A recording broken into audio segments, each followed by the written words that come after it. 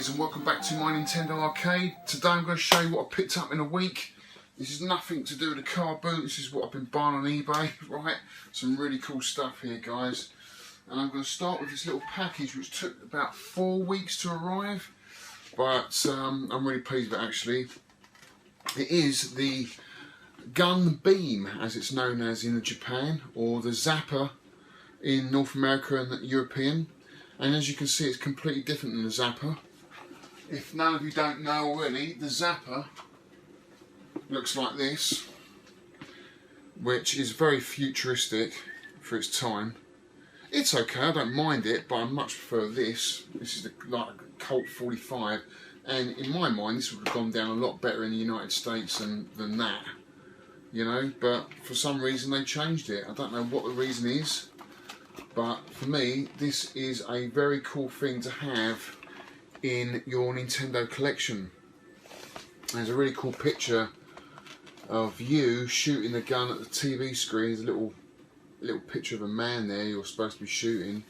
It's got the Nintendo logo there, and on the back shows you how to set it all up. This will only work on a CRT, guys. It won't work on an LCD or anything like that, because it actually for a split second it turns the whole screen white, I think, or black, one of the two, but you can't see it from the naked eye. It happens so quickly, and it picks up something on the TV screen. I don't know exactly how it works, but I know it turns the screen black or white for a split second. You might just notice a slight flash, but you won't notice anything more than that. And it's picking up a variation in the colour, and that's how this game, how this gun works basically. So let's have a look inside. It's a bit, you know, it's a bit worn, I guess. You know, it's got a bit of a rip there. It's worn around the edges, but it's going to be really hard to find one of these anyway, let alone in this condition boxed. So I was chuffed with it. I mean, it looks great from that angle anyway. So I'm not too worried about it being a little bit bad. I know sometimes I like the feeling that, you know, it's been used. Some kid's had it and he's been playing with it. Sometimes it's quite a nice thing to know. It's got a bit of history with it. And here is the gun, guys. And it's really cool. It's got a nice weighty feel about it. It doesn't feel too plasticky. And it's got the Nintendo company. It's not really a logo, but it just says Nintendo, made in Japan. Can you see that, guys? Let's just focus in. Can you see that? Made in Japan, 1984, which is when it was released. And it's got a nice recoil action, which is cool. I like that. That's so much cooler than the Zapper, isn't it?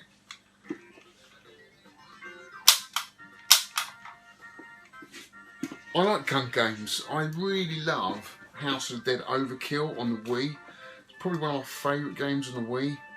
So when it's done properly, Nintendo do it really well. They're really enjoyable games. And the old school ones are the best, aren't they? Simple shooting mechanics, you know. Don't hit the good guy, watch out for the bad guy. It's cool. I could play this all day long, even though it's not plugged in.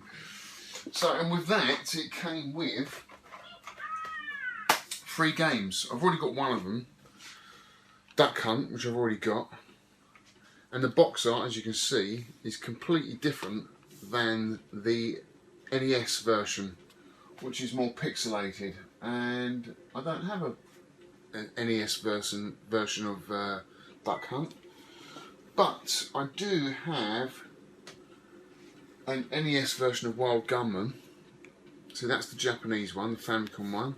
Right, it's got a little bit of a rip there at the front and a little bit of a rip on the back, but that's cool. And as you can see, I hope this lot doesn't fall over. This is the NES version. I don't know, I think I actually prefer the NES version. I just like the pixel art on that, it's really cool. Yeah, but it's nice to have both. You know, you've got to have both in the collection, haven't you? So that's that, and they come with instructions as well. You've got to have these with instructions, haven't you? So that is Hogan's Alley. Let's have a look at instructions, make sure they're all there.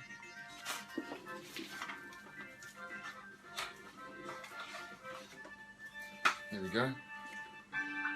Nice little instruction leaflet. Not much artwork inside. Yeah, it just shows you how to set up the gun basically. Oh, there's a little bit there. Not much. There's a funny little detail, look. You see that? It's got big hair there. Oh, yes. A few of the characters in the game to look out for. So yeah, that's cool, man. I really like that. And of course, there's the game. Sweet. Digging that, loving that. So that was a really cool pickup. And mind you, I did wait about bloody 4 weeks for this to turn up, and I got slapped customs 20 quid. So I weren't too happy about that. Next up is some NTSC games for the Super Famicom or Super NES. Q*bert 3, never played it, but I do like Q*bert. I'm a big Q*bert fan, love the arcade game, so I'm quite interested to see how this plays. Earth Defense Force, that's a side-scrolling shooter. Not many shooters on the Super Nintendo, so it's good to pick up the ones you do see going cheap. And of course, because it's loose, it goes quite cheap. I think I've showed this already. Buster Loose. It's a Tiny Toons game. And Chuck Rock, which is a classic little platformer game. So yeah, that was that. So that is the pickups there, guys. Oh, there's one more. Super Mario All-Stars.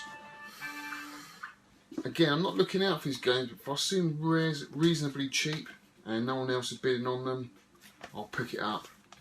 So yeah, I'm just going for the in-house boxed NTSC games. Right, so now the big, it's not really a pickup because I already had it, but it's just come back from the powder coater, which is the Space Firebird cocktail or tabletop machine that I'm going to be restoring. It's all back now. This is a friend of mine who does these powder coatings, so I can't rush him. It's taken a few weeks, about a month, 5 weeks, something like that. But he does a fantastic job. He shot blasts it and powder coats it back to the original colour of what it was. So I've got a few other jobs I'm going to do. I'm going to start putting it back together now. I'm going to show you what I'm going to do with the tabletop. Not in this video, but maybe the next one. We'll concentrate on the top and get the veneer on and clean it all up and start putting it all back together. So if you've got a Nintendo cocktail or tabletop game, look out for my next videos because it's going to be all about restoring one of them. Alright guys, so let's go upstairs and have a look and see what I've got.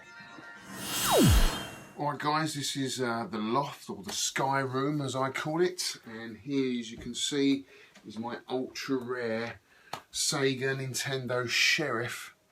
It's the only one we know of in existence. That's so uber rare, it's kept held up here in sky heaven. Okay, so no one can get it. It's floating on one of those special Mario clouds. Okay, no one can get to. And good old Popeye here, you can see he's looking over him. He's ready to eat some spinach if anyone gets anywhere near him, tries to take it away. This is my prized possession in the collection. If you haven't seen this before, I've done a little video on this, okay, so just go back, rewind. I've done a proper video on this ultra rare Sega Sheriff Nintendo game, okay, but we're not here for that. We are here to see my Space Firebird tabletop shell that's just come back from the powder coaters. My good friend Terry does all of that, so let's have a look. If I just lower you down, you can see it there. Can you see that, guys? Right, so what I'm just going to do, not really much of a surprise for me because this is the third one I've done, so I know what to expect. But for you, those guys who've never seen one of these come straight back from the powder coaters, this is what it's going to look like. So it's well wrapped, as you can see, which is what you want because you don't want any chips on it. And I've laid it out here on the carpet. Make sure you don't lay it on anything hard that's going to scratch it, scratch the surface. And as you can see, look at the colour on that. Hey, it's identical to the original Nintendo colour. Perfect match. And it's in unbelievable condition. Look at that, guys. Unbelievable. Can you see that? I'm really chuffed with that. There's a couple of little dents here, but it adds a little bit of a fantasy to it. Door opens well, look. Which is cool. Speaker grill. And this is where the control panels go in there. Okay, so really chuffed with that. That's really cool. You can see it on the bottom there. This little bit here is for the monitor, sits in there. And as you can see, it's already got a few little scratches here where it's been in my van. So you've got to be really careful with that, guys. Always do this on a carpet or something like that. So that's the main frame. And in here we've got, should be the control panels. Now I've got an extra set of these because I had some floating about for some other cab. Some cab that was unrepairable, so I just took bits off it. Yeah, this is from one of them. As you can see, look, someone's tried to make the holes bigger and put some horrible joysticks in there. But we can still use that. We can still use it because the face plate will go over the top and it will cover those holes. And so we've got 4 of these. Okay, 4 of them. This should be the coin door, coin box. I didn't really need to do this, but it adds, as it's all going, there's no extra cost to get it all done. There you go, it's powder coated. All looks really nice and neat. This will never rust, guys, it will never rust. And here we've got the legs. So this will all be ready to start putting back together. The only thing I haven't got is a tumbler for my screws, for polishing screws. I don't know if you ever watched John's Arcade. He always puts his screws into a tumbler for a few days and it cleans them all up. That's what I need, but about 100 quid. It's far too much money, man. I think he paid about $40, which is next to nothing. But I might have to invest in one. I don't want to. And look at that, guys. Looks brand new, doesn't it? So the cab sits on this. This is one of the legs. And I've got 2 of those. So I won't undo the others. But that's it, guys. That's the Space Firebird tabletop. All ready to put back together again. Before we do that, I've got to get the table, all the veneer taken off, which I'll do the next video. We'll do a proper Space Firebird restore video. So I've got to take the veneer off it, clean the tabletop, put the new veneer on. I've got to get the corner clips re-chromed. Yeah, there's loads of things to do, but we'll be doing it all. I'll try and get a load of it together and do it in one video. But that's it, guys, as you can see. Pretty cool, huh? So guys, that's it with the Space Firebird for this video. In the next video I'm going to start putting it back together again, but before I do that I've got to do some work on the top, the white tabletop that goes on top, that you put the artwork on. As I said, I've got to take the veneer off, the old veneer off, and put some new iron-on veneer on top. It's not a difficult process, it's quite simple, anyone can have a go at it. In fact, you know, doing these cocktail or tabletop arcade machines is quite an easy restoration process. It's not difficult. I mean, most of the stuff just gets sent off to the specialists, you know, the shot blasters, the powder coaters, the chromers, and the guys that do the polished aluminium legs. I mean, you can do some of that yourself, but you know, you're never going to get the same finish because they have machines that run wheels at really high revolution, so they can get a much better finish than try and do it at home. And honestly, it doesn't cost that much. I think it cost me about 10 quid to get my legs polished last time. You know, it doesn't take them long to do it. You know, it's just like buying them a drink. But the chroming of the corners might be a problem because last time I did that in bulk with a few of my dad's motorcycle parts, and this time I don't think he's got that. And to be honest with you, a lot of chromers have gone out of business because of EU laws in getting rid of a lot of the excess chemicals that goes in the process. It's not easy to get rid of them, so I think that they need a special machine, and a lot of them had to upgrade. And I think, I mean, I was speaking to this other guy, he said it would have cost him about 20 grand to upgrade his machinery. He just said it just wasn't worth it. So a lot of chromers went out of business, which was a real shame. So finding one and getting one to do it cheap is really, really difficult. Especially small parts like that, it's going to be really hard to do. But it does make a hell of a difference. You know, they look brand new when they're done, and they just stop corroding completely. So yeah, but I'll have to have a look into that. There is a guy up the road for me. I'm hoping he's going to do it for me.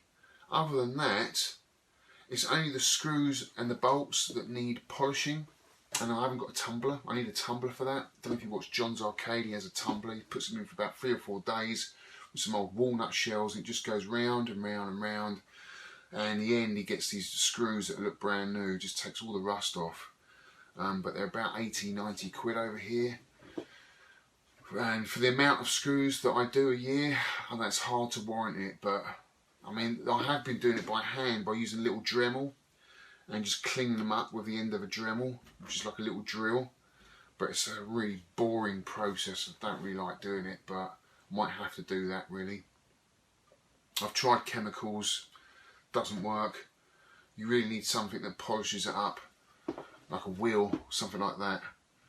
But other than that, that's it guys. There's not a lot to them, but we'll do a video on it next weekend or something. I'll try and get something together. I don't know if any of you are going to play Margate this weekend. I'm going on Sunday, so look out for me. I'll wear my Zero Suit Smash t-shirt. So if any of you are down there, say hello to us. Be good to see you. I'll be looking out for any bargains, so don't take them all on Saturday, please. Leave a few for me. Other than that, check me out on Twitter, Nintendo Arcade, or Facebook, Ninty Arcade. I'll see you on there. Thanks for watching guys, and see you in the next video. Cheers.